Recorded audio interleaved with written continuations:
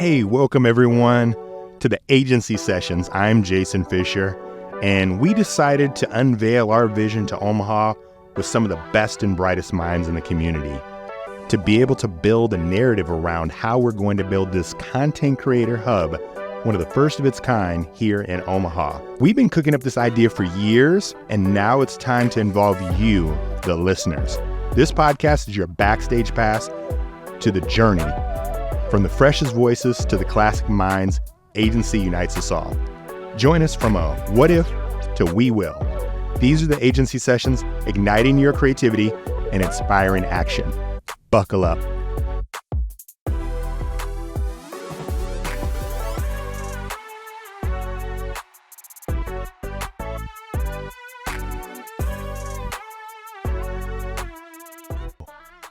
Few folks that I've been talking to about this project have been getting just like perspective and trying to like really kind of hone it down to make it, I think, understandable to a lot of different audiences. And the audiences that we particularly were focused on were, it's this generational baton pass or torch pass.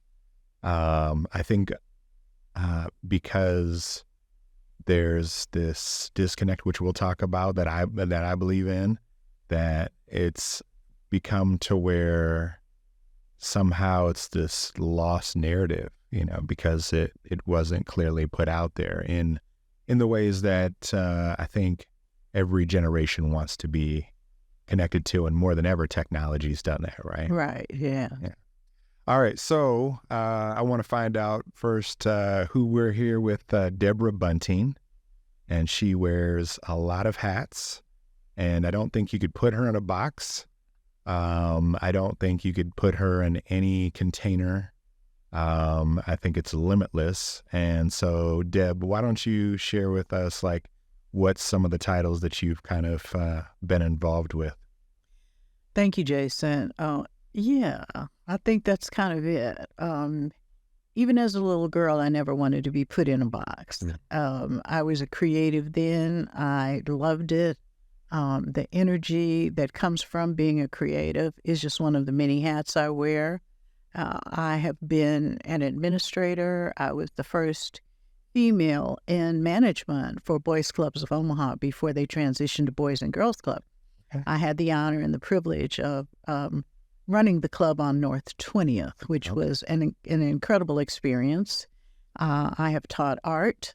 I worked for the Nebraska Arts Council for a number of years to bring awareness to our community about art and to bring respect for different art forms, and for us to understand that there's no right or wrong. And as long as you're coming from it from a beautiful point of view, whatever you create is acceptable.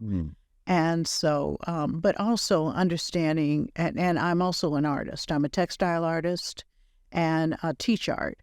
But one of the big things for me was the repository of our culture. I could see us losing things. I'm a child of the 60s. So I grew up at a time when our culture was not respected. I can remember when it was not honorable, when James Brown came out and said, "Say it loud, I'm Black and I'm proud." And me playing that music in my own home created some issues because some people weren't quite evolved as they needed to be. But that rooted my feet in wanting to be that agent for change, wanting to ensure that our culture is respected. And it's come not only full circle, it's kind of it's evolved to a place that there's a space for all of us. What we have to do is just engage it. I used to say I retired, and my daughter would always correct that, saying, "You've retired more times than Jay-Z." So now I just say I've refocused, which I have done, and I work in grant management, nonprofit. I saw a need for us to learn more about that because honestly, you don't know what you don't know. So to be able to provide, I've gone from so much of the creative side to working more in philanthropy and finding people funding and support for their own art projects now.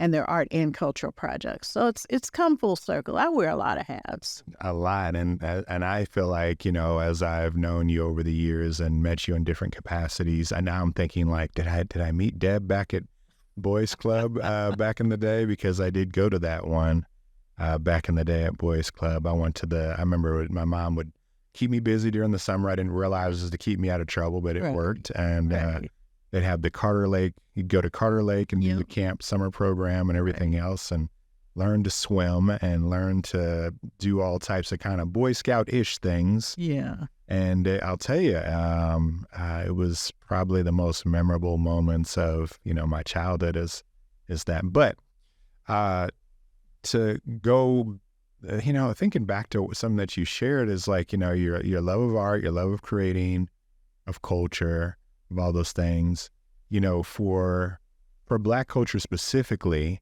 what do you see the difference of, like, let's say, art, museum, media, like what are some of the things around that you see compared to other cultures that may be engaged in different ways? What are some of the differences that you see, or maybe deficiencies that you see? I think some of the differences are that in many cultures of people of color, we don't separate art and culture from life. It's something that we just do, and it comes intuitively. We could say the ancestors keep us powered. I had the pleasure and privilege of going with a small group of people to Mexico City. Our tour guide was from Mexico. She showed us amazing places. We got to learn more about the Mexican muralists. But one of the things, and there were 5 of us on the trip, so it was a very small group. And one of the things that we struggled with was we kept trying to put art and culture in a box.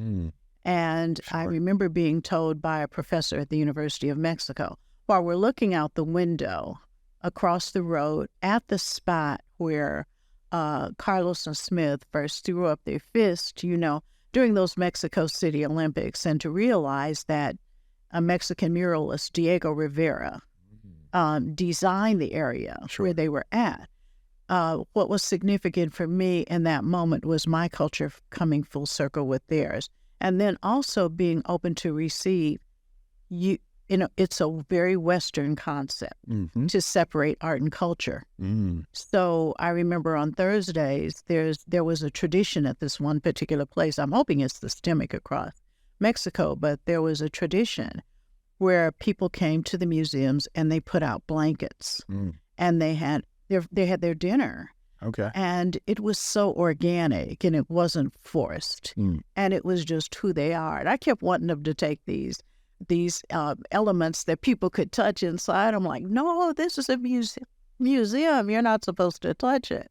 But also wanting to go and touch this old stone and to be able to rub it and relate to it and to get whatever energy it had to give me.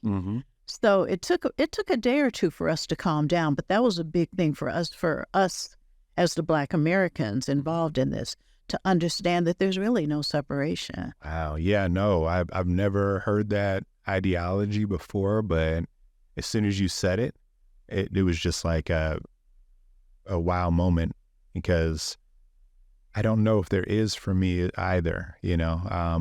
I've thought about that many times, and it is a reflection of who we are. Art is a reflection of who we are, what we do, moments, times, feelings, emotions. So why would one separate it? But that makes sense that it's westernized.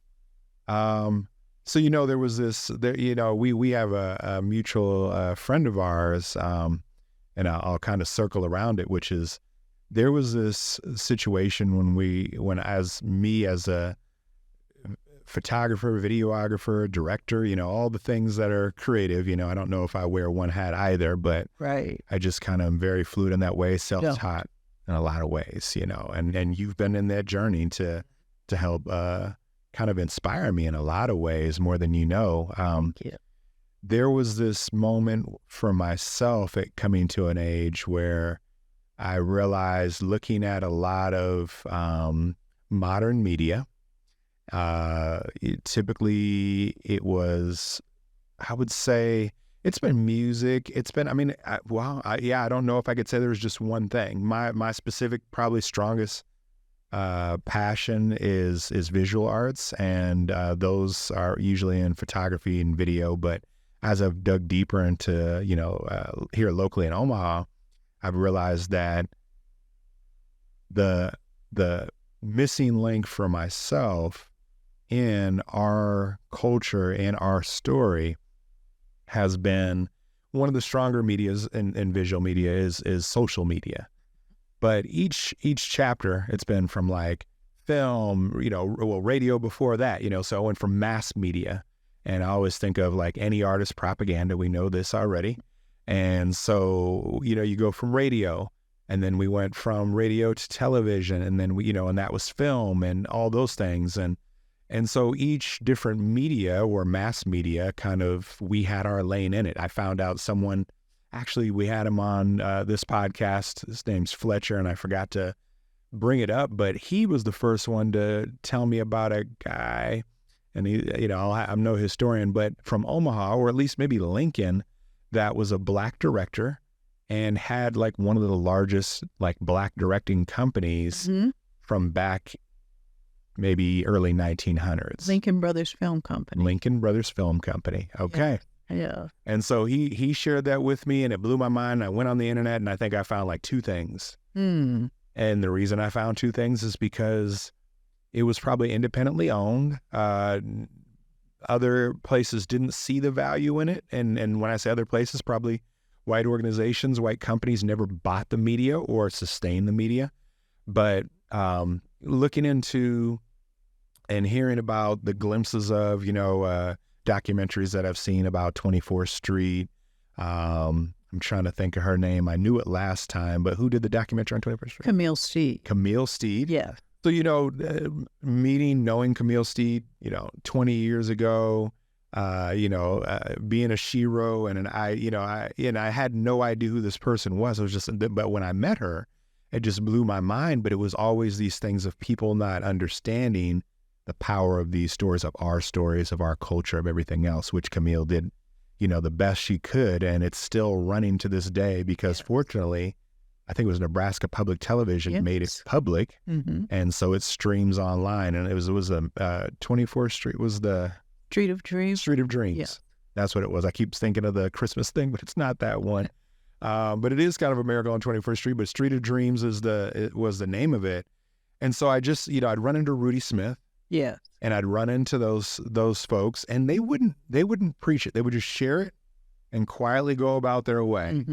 And I said, after a while, it kind of rubbed off on me where I had a conversation with a few of those folks, and I started looking at the work that we were doing with Surreal Media Lab, and we were getting invited to a lot of events that were very monumental for Black culture and community, and of, support of each other. There were larger collaborations that had historically never been with a lot of different groups. And so we'd be doing these and getting hired to do these. And I realized, okay, this is my retirement. Yeah. This is my legacy as well. Yeah. This is my everything, is this media. And I've never had a chance to sit down and talk to a few of my clients about this, but I would say it to them. And I think it hit them later on. I said, this is modern day history. It is. So the things that we're doing, the things that are happening, the things that, is happening here, these are big deals.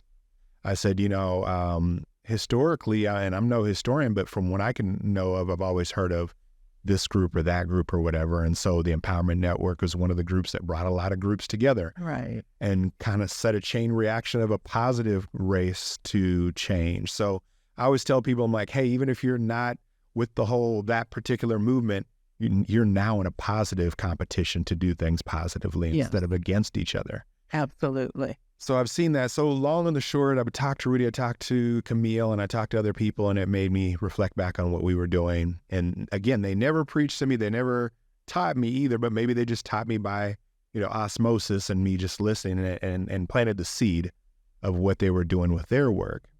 And so I'm hoping that torch is passed, and so coming across Ben Gray, there was this aha moment after I kind of was looking online after he did not win his last election. And the narrative that came up is that Ben had did nothing with his life. Wow. And I was blown away. Yeah. Now, depending on how at what age range someone is, I realized that if someone knew Kaleidoscope and was a fan of it, or even just aware of it, they had to be, at that time, probably 3-4 years ago, but back in the 90s, let's just say that, they had to be in their 30s. Yes. So, you know, if you're 18, you're going to sports games, you're doing this, your parents are probably watching it, you may catch a glimpse of it. I've known a few younger kids who were just magnetized towards politics or towards community service, but it wasn't nearly as cool in that time. And I'm not sure, to be that engaged at that level. Mm-hmm. I think the advocacy through hip hop and through other mediums had been through there. But Ben was out there, and Ben was that person who was very militant in a way to where, he could say his part and do his thing. So put all this together, we had this conversation with Ben, and that was the aha moment where it was like, Ben, I figured out why, though, they've come up with this narrative and they've ran with it, because it's, oh, you're fine. Sorry. But we're none of, if we Google even a 90s Husker game, it doesn't exist online. And this is our biggest, if you're in Nebraska, we don't have a pro team, so Huskers is it. And the 90s was the golden era of Huskers, Tom Osborne. And if you can't find that online, I said, and I shared that with Ben, I was like, and none of your things are online. For 30 years, you did a show that was community, the longest running show in the state of Nebraska that's community-based. I was like, that says a huge gap on why we're talking to kids and we're talking to youth and we're talking to even young adults now. The people who are voting. Right. Have no clue of who you are and what you did. It's all scattered throughout. And especially that huge part that got you elected in the first place, that generation now, 12 years later, is no longer the core voters. Right. And especially in that time, it was COVID, it was age differentiation, and the people who were the most angry and going out to vote during COVID were the kids, were the youth. And so we kind of put that math together, and we realized like that, okay, if this was happening to Ben, and this was happening to a lot of our media, well, what's happening? Further we looked, we talked to KETV, we've talked to a few other news stations here locally, and just specifically it's just common practice that it was so cost and labor intensive to digitize tapes, and it was never an ongoing process, and the technology wasn't there either, that they just never did it. And they're just now digitizing what those different entities feel like are the most important. Mm-hmm. So with that being said, we realized like, okay, how big is this for culture, for life, for art, for everything, for our narrative? Mm-hmm. If a majority of the most popular media source, of course, Omaha World Herald, isn't available for kids to just even find out things. And when they find it, they're putting it on TikTok. I've seen some with Richard Pryor. I've seen other things with other, Black folks throughout time who have shared their stories or been, influencers of their era. And I told Ben, I was like, you're one of the original social influencers. That's true. Which is fact. She only had a couple channels. So that was the biggest channel. That was the TikTok, the Snapchat, and everything all rolled into one.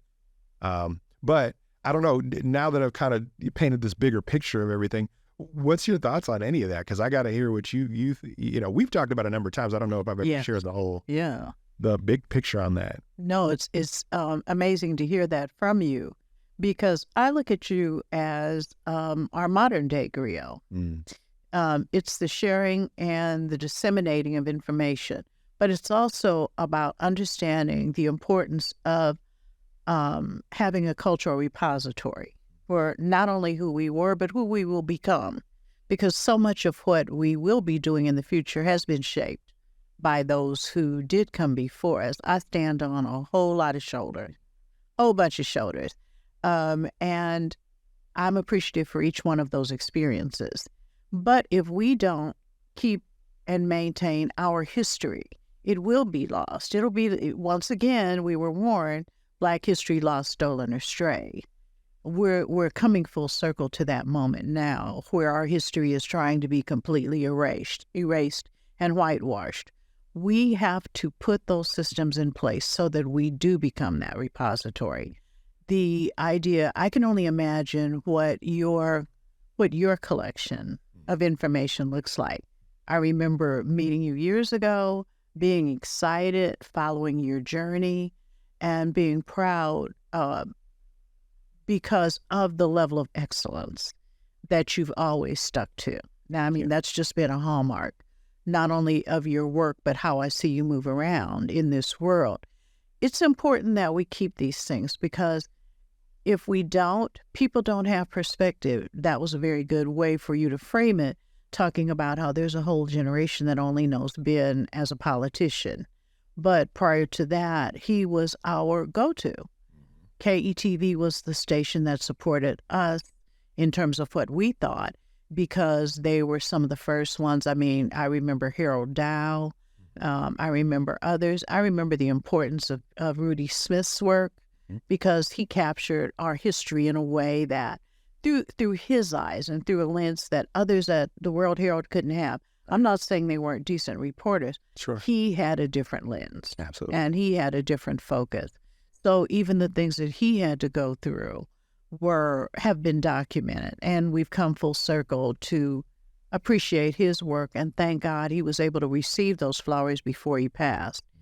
If we don't do things like capture our moments, in thinking about the importance of film, how important has the role of film been not only in terms of culture, but in terms of the judicial system now?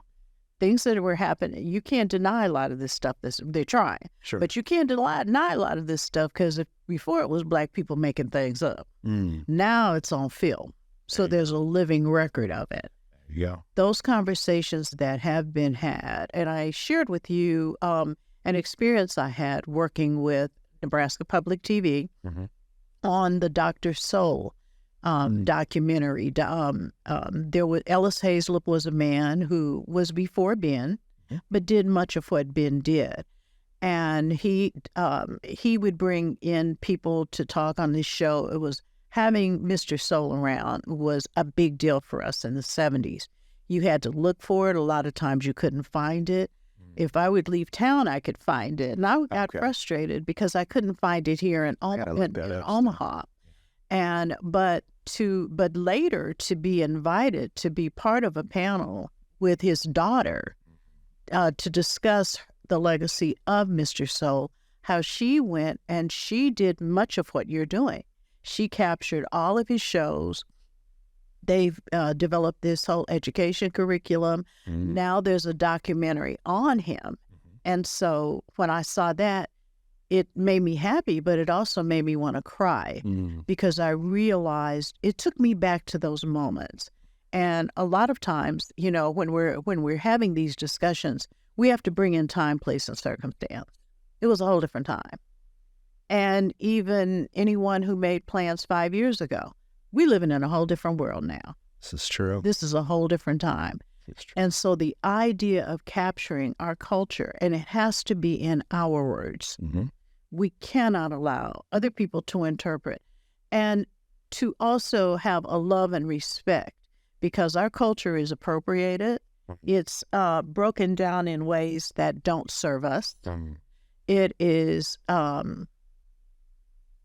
there's other things. I'm choosing my words here carefully. Absolutely. But we have to maintain that ownership. You look at, and you brought up hip hop. Look at the worldwide huge phenomenon implications of that. Yeah. Look at the economic impact, and look at the global impact of that music. Yeah.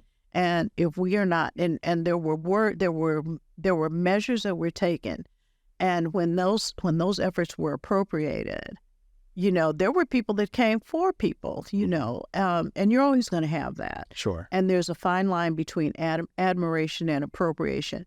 But the idea of preserving our culture in the voices, with the voices of those that were there, there's no other way. Oh, Nothing else is true.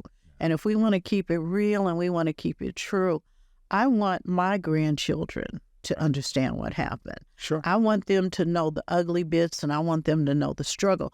But how else is that done? Mm-hmm. And the power of film, look at the power of image, look at the power of Mamie Till making a decision to show those photographs. Yeah. And so those are the things that make this important. Agency has a role. Agency is exciting for me because I see that and I understand. And we're not always going to be here. No, we're not. And we want people to be having this discussion. Mm-hmm. We want people to understand how things got to where they are. Sure. Yeah, no, you laid out so many bits and pieces of the big picture of things, and I'm glad you see the vision. And we were trying to figure out like how to continue the story through, because every medium has changed. There's media and there's mediums, right? Yes. And so we realized like, okay, there was like, of course, the birth of the internet, and then that was the decline of like magazines and newspaper and print. Mm-hmm. When I first started Surreal Media Lab, a lot of the work we were doing is print work. And so that medium had changed, and then it went to social media, it went to digital flyers, and it went to calendar invites, and it went to, so it's kind of this efficiency or how people want to be communicated with. And some of it is in circles and everything else, and some of those are back, but some of these are so much ingrained into us now because of TikTok and a Facebook and a Discord and all the other apps that are out there. I was thinking, how do we get the next generation of Rudy Smith, Camille Steed, of the other people that we spoke about? How do we continue this narrative, and how is it fluid? How are we gonna? I think before someone would aspire to, if they're younger, to use a medium, and now the medium's appearing after that person becomes of age. So a kid is kind of going along in their life, and they may use Twitter, they may use chat groups, they may do whatever else. But by the time they're full, like a little bit more aware media creators, then there's a whole nother platform per se for that. But we just realized the answer was right in their hand. They'd been doing it the whole time. They'd been doing social justice. They'd been, putting poetry out and writing books and telling stories, doing dance. It was culture they were putting out there. And I said, well, it's right there. They're already the creators. We're always, that was why the phone is so powerful, because it puts the hands of, everybody access to being the creator in whatever way, shape, or form that they can use that tool with, is their phone and through social media. And that will continue to evolve. But, in this way of us being social creatures, I realized that they needed a space in place, and there was no space in place that I knew of in the country. When I did the research, there was no space in place for content creators, kind of a boys club or a boys and girls club or rec center, recreational place that they could just go have fun. They could come in and plug into a little podcast studio like this per se, learn how to use camera equipment, learn how to use whatever it is that they wanted to create and tell the stories that they wanted to. And, the byproduct is later on when they start, they don't really they want to know how to do it themselves. They like being independent, interdependent. And so they're going to start saying, well, how do I set up this camera here? And we'll say, well, run this cord over here and do this. And, within a short time, they're engineers, they're camera operators, they're storytellers themselves. And a lot of times they find out, as much as everybody wanted to be a rapper from my era, now you start realizing like, I didn't want to be the rapper. I just wanted to be a part of the story. And we get kids involved with some of the equipment, engineering, and here this knob does this. And they didn't really want to be on the mic. They're like, I'm okay at the mic. But they start realizing like, I'm better at this, or I'm more drawn to this. I just didn't know that was part of the process. And then the next thing you know, you have a community of people who are building and creating and doing what they do. And I mean, for that to go off into something like agency, if you had, again, that space in place where they can do the photography, they can do dance, they can do the things that are all culture and life combined. As you said, there's no separation there, which I'm going to run with. Then the next thing you know, what other doors that opens. And that's infinite amount of doors as it's done for both of us in our lives and careers.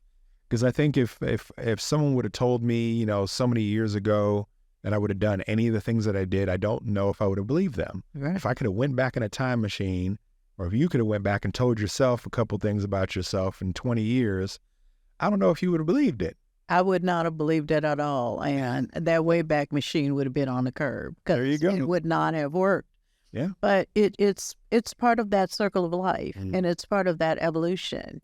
And to that's the one thing I think that's lacking in our community is the sense of succession. There you go. And passing that baton, because I see you, I've done it, and others did it for me. Right. And I see you doing it, and you're talking about, and a lot of times, Jason, all it is just giving people the confidence to tap into what is still there.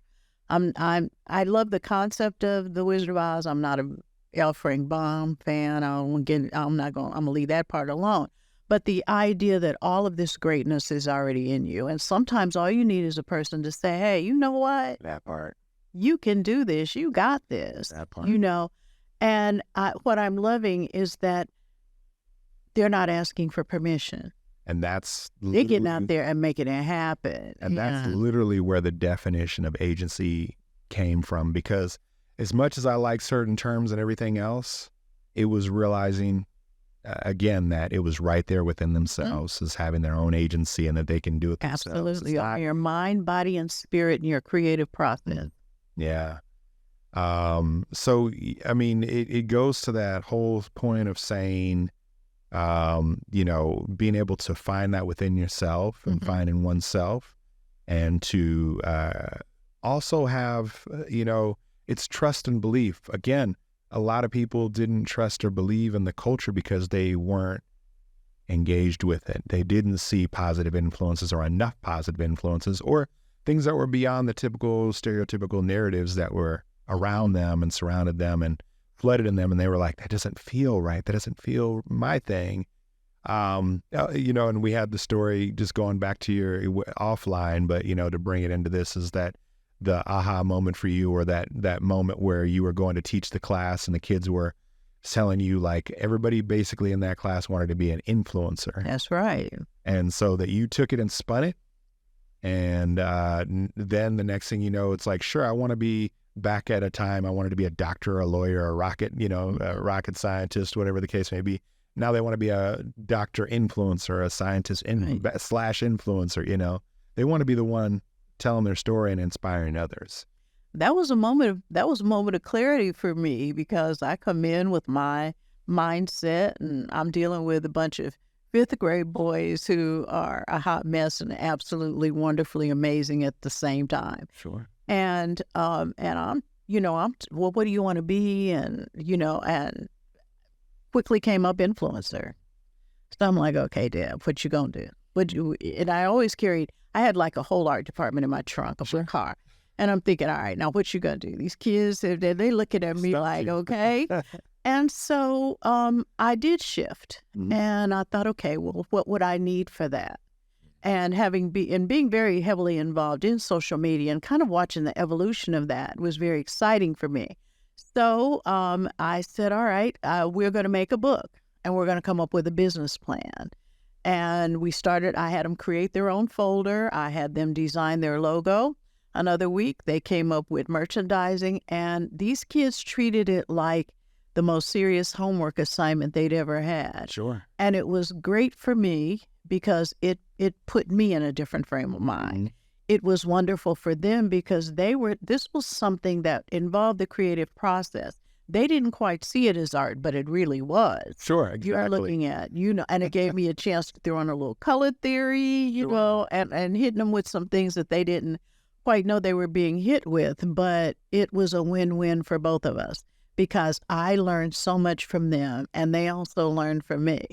And that class was wonderful until they asked me to, they wanted to do something to dress a sport. Okay. And there was a whole cultural thing going on with this sporky thing that I had no idea about. Yeah, so I kind of drew the line at that. But they pulled me over and had me making a tuxedo for a sport. So, you know, I'm saying that to say that sometime you do have to shift. Sure. We communicate differently. We have different means. We have different ways of how we look at culture. Mhm. And what I also think has happened is we've come full circle and realized it's time to reclaim. That's it. Those folks that got together in that apartment in Brooklyn Mm. had no idea these were the seeds of hip hop. Mm. Absolutely. The group, Steve Jobs and his friends in a garage Sure. had no idea what Apple would become. Absolutely. And we would be carrying around these computers Right. in our pockets and in our purses and throwing them around. Sure. Sure. But so it's the evolution. And even with this, we have to do these things. And what I also appreciate about what you're doing, Jason, is understanding the need, because film is deteriorating. Yep. Paper is a living organic thing, and it's going to go back to where it came from. Sure. There's a famous story about a church in Chicago that was in the process of capturing sheet music by the Dorsey family. Okay. It's a very, very sad story because the church the facility where much of this was housed caught on fire before that process was finished. So some of those things are forever lost to history. Sure. So we now have the ability to do this. Right. You're doing things now that would have taken an entire room Sure. to do. Sure. And you have the ability to capture that. So agency, and I do love the title because it's about control. It's about having agency over how your story is being told. Absolutely. So, well, yeah, that just brings full circle around of so many different areas of life, of culture, of it all. And again, in blending together seamlessly. And, the ultimate hope is that agency is going to be then continued at torch passing, but more than anything, just connecting each one of our generations as a Rudy Smith or a Camille Steed or I know Ben Gray or any of the other storytellers and creators before us that were sharing that with the masses, because then it just gives us all, especially as any person, seeing people like us, hearing people like us, it gives us purpose, right? It gives us control, and then that continues on for a lot of different healthier kind of communities and spaces and places for ourselves. So, yeah, that's the goal with it. I'm just I think at a point now where we're in the process of getting the equipment together for the digitization.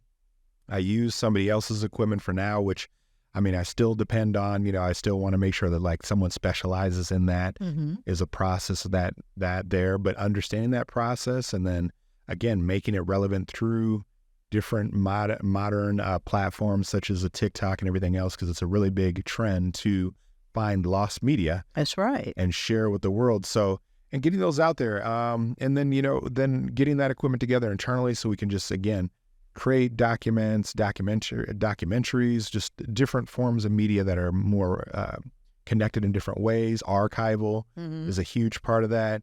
And then, again, building a space and a place that's going to house it all. So we're super excited about that. We're super excited that you're a part of it. And, again, a lot of the nuggets of wisdom that you've dropped and gems, as they say, that we'll be taking those and sharing those with others to shine the light on the world there. Thank you for that. And the opportunity, the privilege that I've had to be in spaces, you talk about what I never knew that what I did was anything more than creating. I never realized there was an entire arts industry that's this big economic driver, and to be able to talk about the economic impact of the art in our communities and on our culture is a big deal. So when we refocus that conversation and we realize that so much of what we do and what we done, what we are, who we are, has been monetized for others.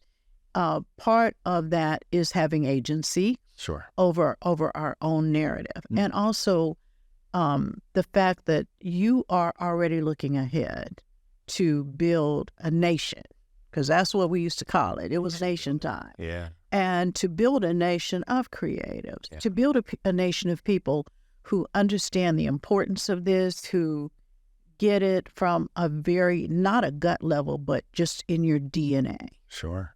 What type of, I mean, as you talk about the economic impacts and because, I mean, we couldn't have really anything without design, without creativity, Absolutely. without those things. And so that's the biggest, one of the large components too, is once they make all that, and having that other part of agency is that having ownership of their content, of their creativity, knowing how that it can be valuable to them in different ways, long-term, short-term, all the different ways that it can be, that's an asset, and people talk about NFTs and all these different things, and sure, that's an asset.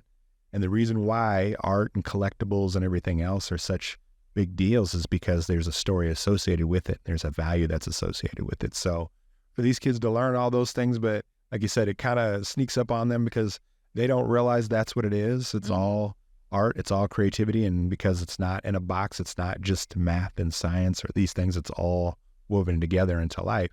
And we're a very hands-on, group of individuals for people of color.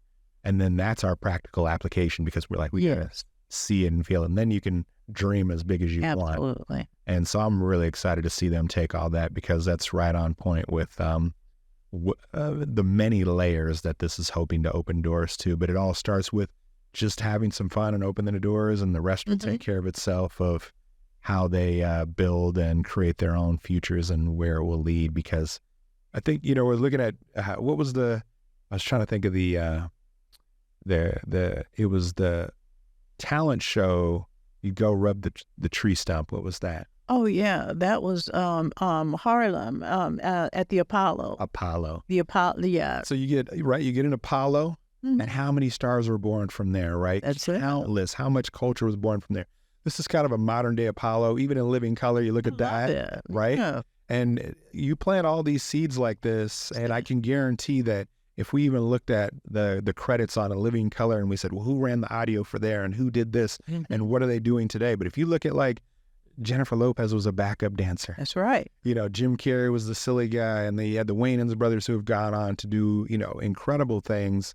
And Jamie Foxx, of course, and all those folks, you're thinking that planted all the seeds for that greatness because they had a platform and they had a group of people that were creative. And that's what I imagine with this being, if we really want to take kind of the deficit of culture for, our generations here, especially here in Omaha, just not accessibility and awareness, that if you put that in the hands of influencers and influential, which, in a platform, it's gonna be a giant, I guess, an infinite kind of forest of culture. That's what I imagine. You're using all of the growing analogies, and as you were speaking, it reminded me of a song. And I'm also a lover of music, and the Main Ingredients, which was really big for us. So you gotta Google black seeds. Black seeds keep on growing. Okay.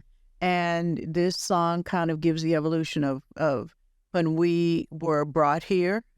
And how those black seeds were planted. Right. And we still have that. It's embedded, as I said, in our DNA. It's who we are. It's how we move around. It's how we show up. It's our swag. It's the way we look. It's our hair. It's the way we pop our collar. Right. All of those things. And all of that code, all of those unwritten codes. Sure. You can go to a city and you know what you're supposed to do. 100%. You're supposed to nod. You're supposed to give honor. Right. You're supposed to speak and respect. All of those things are being done now. And I'm excited about the idea that all of this is being kept and captured as it should be. It's about our story and have an agency over our story. I have nothing left to share on that one. I'm sure we'll come up with another episode, but that does it. So thank you so much, Deb. I'm just glowing on the inside. I'm going to go look up all these things you've shared with me and go learn some more. And Jason, thank you so much for inviting me. I am so proud of the work that you were doing. Thank you. And those black seeds that you are planting. So you listen to that song, and we'll talk about it the next time we see each other. But also, thank you for inviting me to be part of this most incredible project. It is indeed an honor and a privilege, because this is who we are and what we need to do. We about our business. Indeed. Thank you so much again, Deb. Thank you.